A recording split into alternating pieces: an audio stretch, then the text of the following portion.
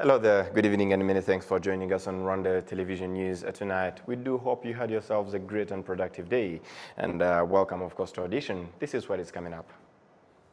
Officials from the International Labour Organization demonstrated that they will continue to collaborate with Rwanda in developing skills and decent job creation. The Minister of Foreign Affairs and International Cooperation, Dr. Vincent Biruta, has called on African countries to show solidarity in order to deal with the problem of powerful countries interfering in the governance of Africa.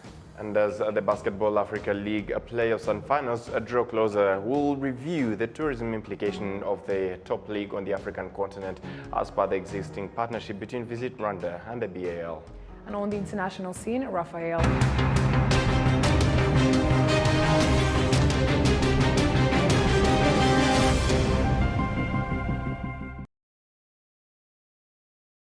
A very great evening to you and welcome to Rwanda Television News. My name as always is Sam Kalisa. And my Martina Vera. How are you doing, Martina? I'm very good. Are you okay? Very, very okay. We said something about BAL. Are you ready? Yes, I was about to ask you, are you excited for the Basketball Africa League? As always. Reg all the way? Always. Okay. Yes. So as we begin of course, our tonight's edition, let us inform you that on Thursday evening at Village Rugwiro, President Paul Kagame received a delegation from the Morridge Family Foundation to discuss the philanthropic partnerships with a focus on education. And now to other matters, of course, on the local scene. Officials from the International Labour Organization demonstrated that it will continue to collaborate with Rwanda in developing skills and decent job creation. On Thursday, Prime Minister Dr. Edouard Ngirente received Cynthia Samuel, the ILO Assistant Director General and Regional Director for Africa. Prince Manzi starts us off. Cynthia Samuel Odruon is in Rwanda for the 19th International Labour Organization Regional Seminar for labour-based practitioners. Her discussions with the Prime Minister Dr. Edouard Ngirente tackled on partnership in decent job creation and skills development. She demonstrates that it is beneficial for citizens to have jobs. But more fundamentally, how a decision has been reached both at the policy level and with the practitioners on how we can get more jobs and better jobs from investments, whether it's public investments, whether it's investments in infrastructure or investments from private sources, so that for a country like Rwanda and the entire continent of Africa, we're able to more effectively use the resource we have in our youthful population to be able to have jobs and to have innovation and to be able to strengthen the infrastructures that we have in the continent. The Minister of Public Service and Labour, Rugwanyendo Kairango Fanfan, reiterates that the government of Rwanda is committed to increase the employment rate. Politike ya leta namwe murayizi ndibaza ya NST1 tugiye kurangiza.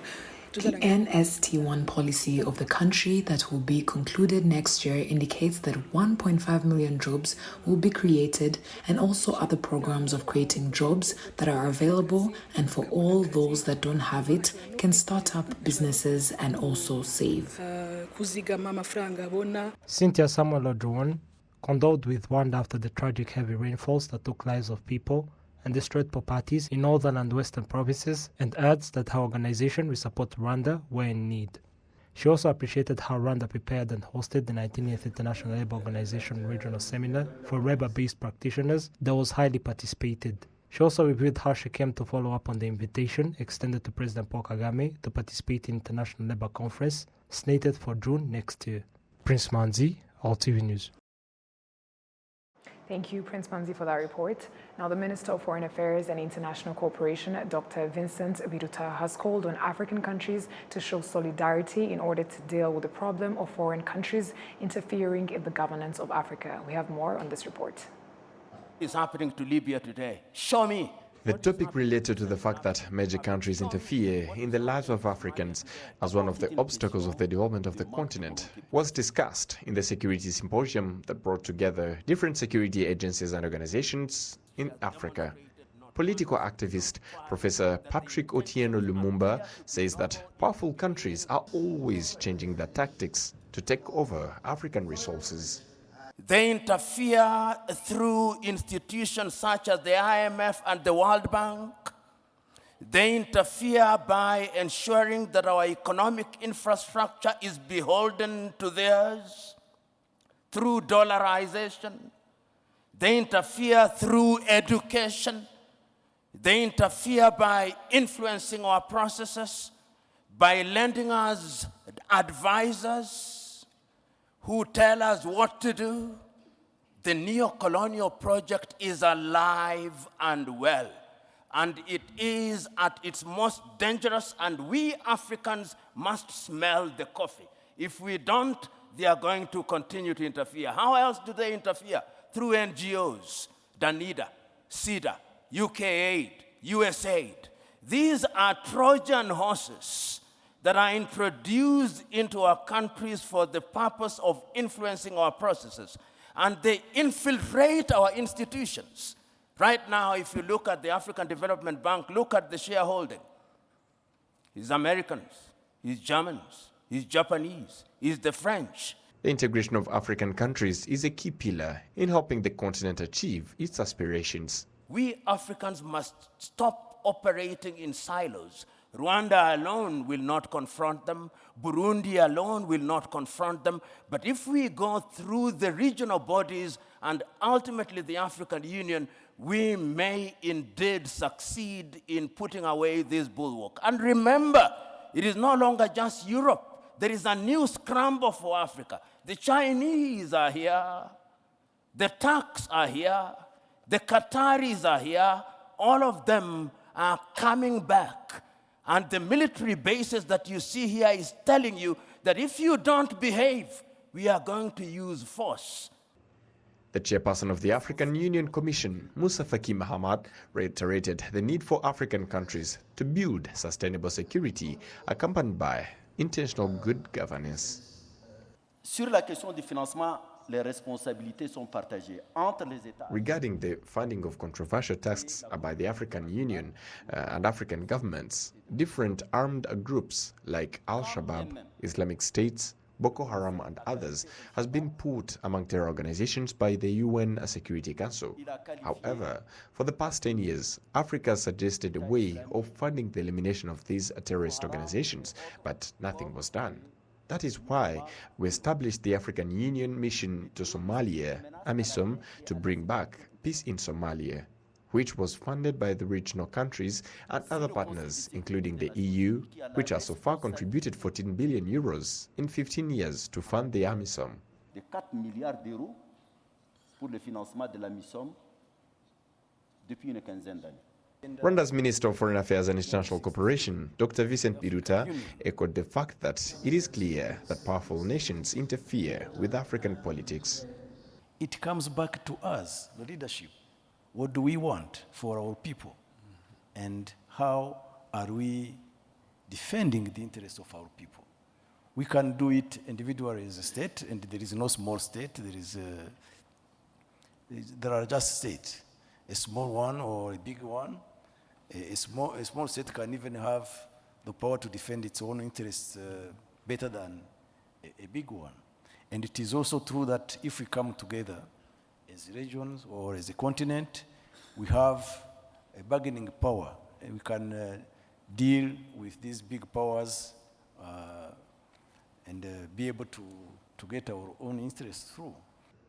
This was the second day of the conference that brought together different security agencies in Africa, researchers, security experts, and representatives of military academies in Africa, which is taking place in Kigali. Right, we talked about it while we were starting. The Basketball Africa League is in line, and it's coming from the 20th to the 27th of this month of May. Rwanda will host the 2023 Basketball Africa League playoffs and finals. A partnership has been established between Visit Rwanda campaign and BAL, and joining us to explain about, of course, this partnership and the upcoming Basketball Africa League playoffs as well as the finals is Michaela Rugwizangoga, the Chief Tourism Officer at the Rwanda Development Board, RDB. Welcome and thank you for joining us. Thank you. Good evening. Right. Of course, we are all excited to have this BAL other edition playoffs and finals here in Kigali, Rwanda. But in addition to BAL giving, of course, a platform to Rwandan basketball talents, what other exposure does this partnership with Visit Rwanda give the country generally? Yeah, thank you. As you said, we are all very excited to start this third edition of the Basketball Africa League in Kigali. The Visit Rwanda partnership, the Visit Rwanda Sports Tourism Partnership are one of the platforms that our country has chosen to reach the hearts and minds of viewers and visitors across the world. It has helped us position our destination as an international destination of choice. Sports in particular has a unifier effect. And therefore, we reach really people around the world, and they become curious about our destination, and they come to visit Rwanda. Right. I've been talking to different friends, and they're, of course, excited to see different people that will come along as we experience the third edition of BAL. But if you can specify with the figures, how many people get to see Rwanda or visit Rwanda in regards to the Basketball Africa League coming to Rwanda again for the third time? Yeah. Thank you. We've seen an increase in our visitors' number over the years. More specifically, if you look at the number of tourism revenue for 2022, we've registered 425 million, from which when it comes to MICE, $64 million, and $7 million in particular for sports events, sports-related event. So we really see the return on investment when it comes to this partnership. Now, for Kigali, we've been encouraging people to come to Rwanda in May. We've had what we call our Road to Kigali. We were in Dakar a few months ago. We went to Cairo, spoke to the press and many people, and shared the message to be in Kigali in May. Exactly. Yeah. Yes, as you mentioned, actually, a lot is in Kigali for people to attend, but maybe for someone who might be watching us, let's say from Dakar or Cairo, and is planning on coming to Kigali for this third BAL season or finals and playoffs. During these playoffs, what sort of tourism attractions can basketball lovers and visitors in general look up to as they come to Kigali? And, I don't know if I'm asking this for my personal interest, for the entertainment lovers, what sort of different activities set in entertainment to witness as BAL goes on? Yeah, thanks. So in addition to the games, we'll have a series of side events. The Innovation Summit that we organize in collaboration with the BAL, different pop-ups and art events around the city. Our Kigali is a vibrant city. It's a cultural city, so we encourage our visitors to go to our different museums, to get to know about the history of the country, where we come from, where we are heading, and of course, every evening will be filled with lots of entertainment. Absolutely. Yeah. And lastly, as we receive our visitors, what's your call to Kigalians? Yeah. Maybe to add to what I was just saying, right. We start on Saturday with the opening, and we end next Saturday with the finals. But there won't be games every day, so we have what we call off days, so that our visitors can really have the time to enjoy our city of Kigali, but also go outside Kigali, visit the Akagera Park, our Volcano National Park, and so on. Yeah. Absolutely. To Kigalians, any call as we conclude this? To Kigalians, what I want to say is that this event is yours. It's yours to enjoy. It's yours to make it vibrant and lively. Turikumwe. We look forward to see you at the arena starting Saturday. So, enjoy these 10 upcoming days. Thank you very much. We'll definitely be there. Mikaela Rugwizangoga, the Chief Tourism Officer, the Rwanda Development Board. Thank you very much for your time on Rwanda Television. Thank you so much. Thanks. It was a pleasure. Thank you very much. Well, of course, move ahead. On Thursday in Rwanda, there was the launch of the Grand Challenges Rwanda project that aims to support research collaborations to strengthen excellence through increasing research and development funding and innovation development in Rwanda. Prince Manzi continues. It is a project introduced through the National Council for Science and Technology, NCST, and its stakeholders. Some of the youth demonstrated this is an opportunity for implementing and develop their projects, providing solutions to issues hindering the development of the country. As you know, in Rwanda, we have an issue of the production damaged in the process from farmer to final consumer. We thought of the solution and introduced a portable cold room that uses solar panel. It can be used to store fruits and vegetables. Green Challenges Rwanda were supporters in introducing our researchers to the market and hence benefiting citizens.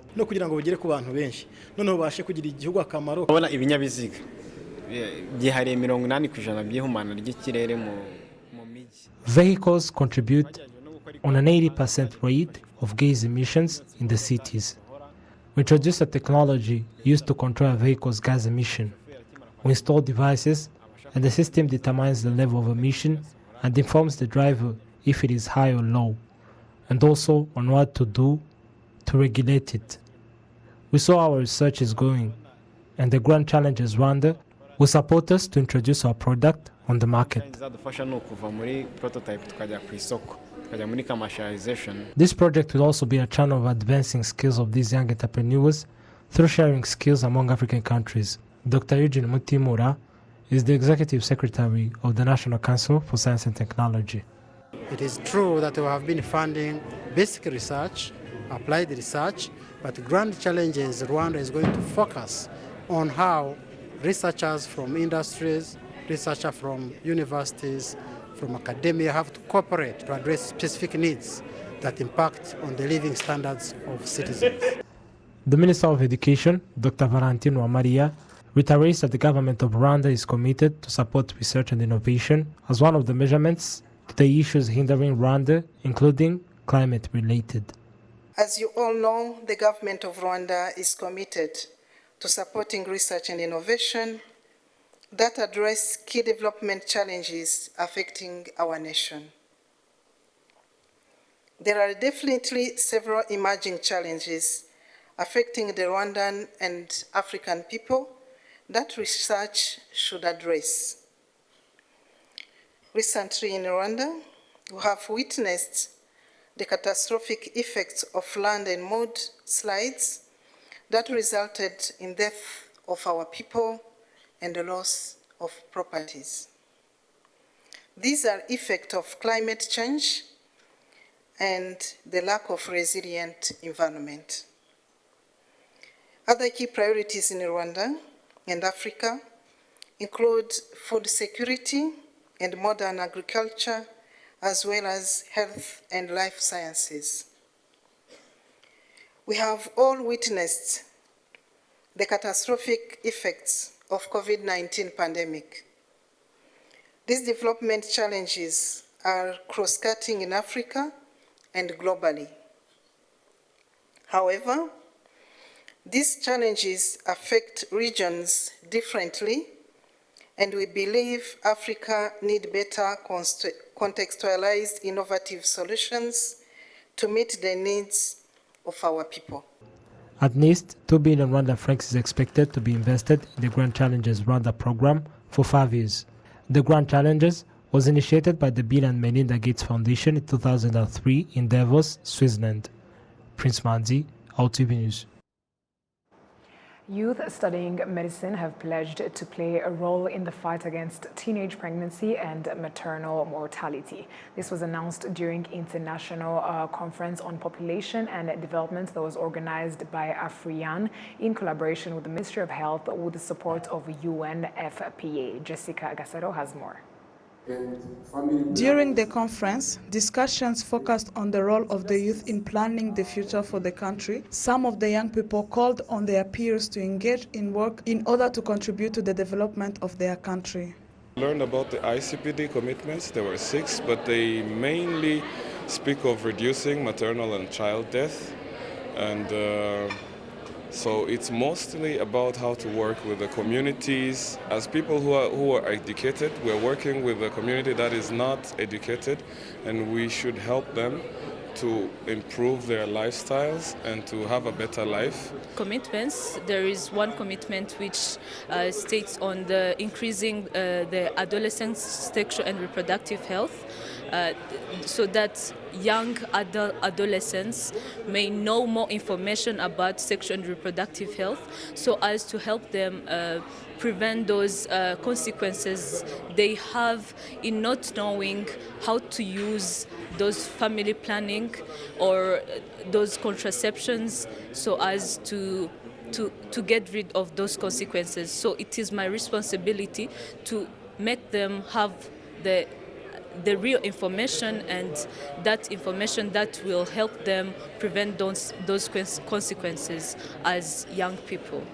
Improving family planning services, access to healthcare services, and promoting the well-being of children, adolescents, and young people is a part of the ICPD agenda, which is the International Conference on Population and Development. The Deputy Representative in UNFPA Rwanda, Dr. Renata Talarico, highlighted some of the major issues to be tackled by the youth. We said there is nothing we can do in life unless we have good health. And as part of the health spectrum, sexual reproductive health is key. It's important to be looking at the evidence available and realizing that indeed there is still need to progress on the realization of sexual reproductive health and rights as an accelerator to many other sectors in the country. If we look at the concept of demographic dividend can be only reaped and therefore economic growth can only happen if we invest in young people. One of the key subjects emphasized on was that health services is very important in reducing maternal, which is why measures have been taken to reduce the numbers, according to the Minister of Health, Dr. Sabin Sanzimana. The commitment, and the biggest commitment, is to move it from 203 to less than 100 in the next few years, if possible in a few months. And is achievable, because there are countries, the programs, there are actually districts within our country that have already achieved that target. It's a matter of coordinating our efforts. It's a matter of learning from each other and using data and facts to see what works to prevent this maternal mortality. To achieve these measures, there is a need to increase domestic budget for health, ensuring that the necessary legal and political measures are put in place to provide quality health services. Jessica Agasaro, RwandaTV News. Thank you, Jessica. Moving ahead, on Wednesday, May 17th, the Embassy of Israel in Rwanda held an event to celebrate 75 years of the independence of the State of Israel. The event was attended by various government officials, heads of private institutions, as well as heads of diplomatic missions and international organizations in Rwanda. The Permanent Secretary in the Ministry of Foreign Affairs and International Cooperation, Clementine Mukeka, hailed the embassy's role in strengthening the good bilateral relations between Rwanda and Israel, adding that the two sister countries share common values of resilience and problem solving. Israel have a lot in common, including resilience to overcome challenges throughout our history. And this is not just about the tale of a tragic past, but also about a remarkable journey to recover from a tragedy. Our two countries have endeavored to forge a very strong bond of friendship that has continued to be strengthened over time. And the opening of a Rwandan embassy in Tel Aviv, as well as the opening of the Embassy of Israel here in Kigali 4 years ago indeed, marked a very important milestone in our bilateral relations between our two countries, sisters countries, not brothers, sisters countries. The Ambassador of Israel in Rwanda, Dr. Ron Adam, reaffirmed the commitment to build the already existing good relations between the two countries. In agriculture and food security sector, one of the most important projects is the hosting of 200 bachelor graduates from Rwanda University in Israel for almost a year, where they work with Israeli farmers and study our smart agriculture in colleges around the country. They come back to Rwanda with skills, knowledge, and capital, and become a backbone of the Rwanda agri-ecosystem. In ICT and innovation sector, we facilitate through Mashav the visits of delegations of young Rwandan entrepreneurs, some of them are in this room today, and startups to Israel, acquiring knowledge and skills about the Israeli startup ecosystem. In search to promote quality education through science and technology, engineering and mathematics, we opened 4 STEM centers in university campuses in Nyarugenge, Musanze, Nyamasheke, and Kayonza districts. And we shall open 4 more centers this year in Ruhango, Kichuchiro, Rubavu, and Nyagatare. Israel gained her independence on May 14, 1948, following the devastating Jewish Holocaust that claimed over 6 million lives.